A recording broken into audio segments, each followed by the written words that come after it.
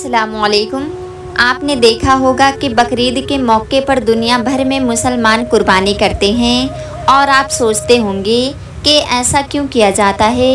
तो चलिए आपको बताते हैं कि इसके पीछे की कहानी और विज़डम क्या है। हज़ारों साल पहले की बात है। इब्राहिम अलैहिस्सलाम अल्लाह के नबी और पैगंबर थे। एक दिन जब हज़रत इब्राहिम अलैहिस्सलाम सो रहे थे तो उन्होंने एक ख्वाब देखा जिसमें अल्लाह ताला ने हज़रत इब्राहिम अलैहिस्सलाम से फरमाया कि इब्राहिम, आपके नज़दीक जो सबसे प्यारी और महबूब चीज़ हो आप उसे अल्लाह की राह में कुर्बान कर दीजिए।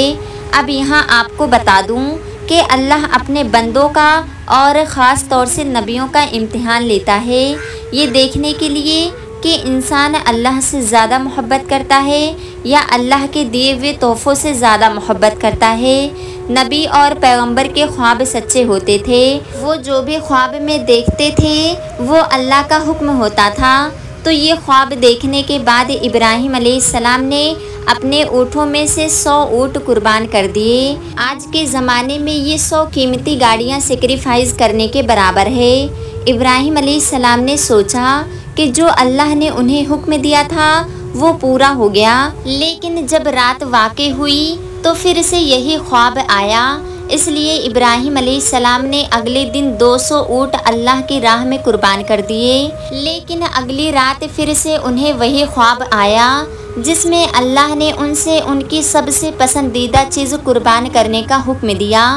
अब इब्राहिम अलैहिस्सलाम सोच में पड़ गए कि आखिर अल्लाह उनसे किस चीज़ की कुर्बानी चाहते हैं। फिर उन्होंने सोचा कि इस दुनिया में सबसे अजीज़ चीज़ मेरे लिए मेरा बेटा इस्माइल है।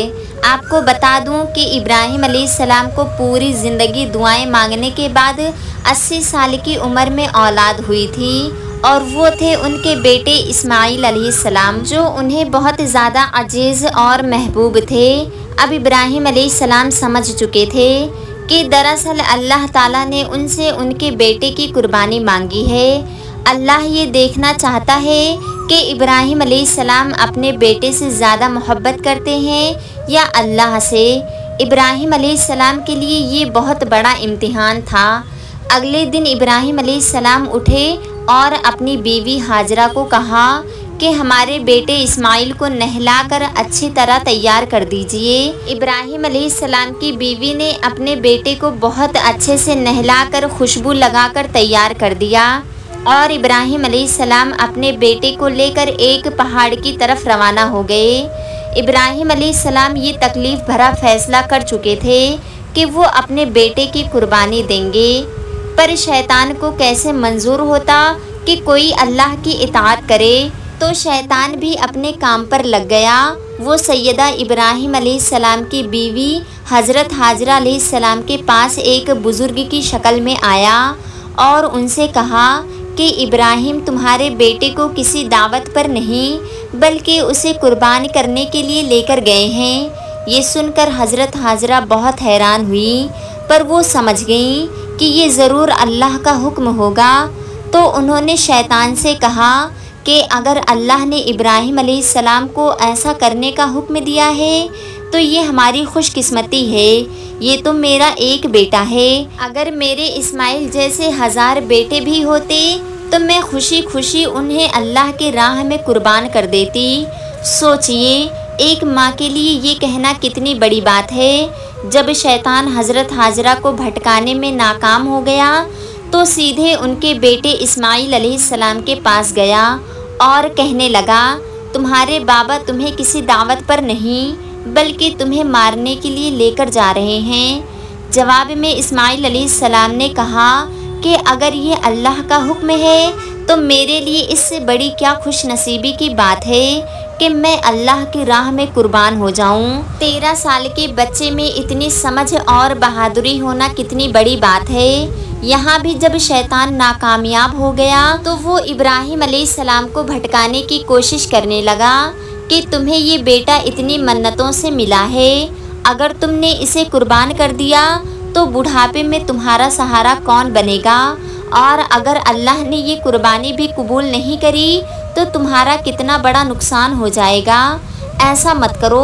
शैतान हर तरह से उन्हें बार बार बहकाने की कोशिश करता रहा और गुस्से में आकर इब्राहिम अलैहिस्सलाम ने शैतान को पत्थर मारे। यही वजह है कि जब लोग हज पे जाते हैं तो शैतान को आज भी कंकरियां मारते हैं और ये हज के अहम अरकानों में से एक है। शैतान के जाने के बाद इब्राहिम अलैहिस्सलाम ने अपने बेटे को सारी बात बताई तो इस्माइल अलैहिस्सलाम ने फरमाया कि बाबा, अगर ये अल्लाह का हुक्म है तो मुझे ये मंजूर है। आप बस मेरे हाथ पैर बांध दीजिए और अपनी आँखों पर पट्टी भी बांध लीजिए ताकि आप जब मेरी गर्दन पर छुरी चलाएं तो आपको तकलीफ़ ना हो और आप ये करने से मुकर ना जाएं। बस फिर इब्राहिम अलैहिस्सलाम ने अपने बेटे के हाथ पैर बांध दिए और अपनी आँखों पर पट्टी बांध ली और जब उन्होंने इस्माइल अलैहिस्सलाम की गर्दन पर छुरी चलाई तो एक जानवर की आवाज़ सुनकर वो हैरान हो गए। उन्होंने जब आँखों से पट्टी खोली तो एक दुम्बा ज़ुबा हुआ था और इस्माइल अलैहिस्सलाम उनके पास खड़े मुस्कुरा रहे थे। तब आसमान से अल्लाह ने इब्राहिम अलैहिस्सलाम से फरमाया, इब्राहिम, आप इस इम्तिहान में कामयाब हो गए और हमने आपकी कुर्बानी कबूल की। आपका ये इम्तिहान क़यामत तक याद रखा जाएगा और आपकी इस सुन्नत को ईमान वाले लोग हर साल याद रखेंगे और हर साल अल्लाह की राह में कुर्बानी पेश करेंगे।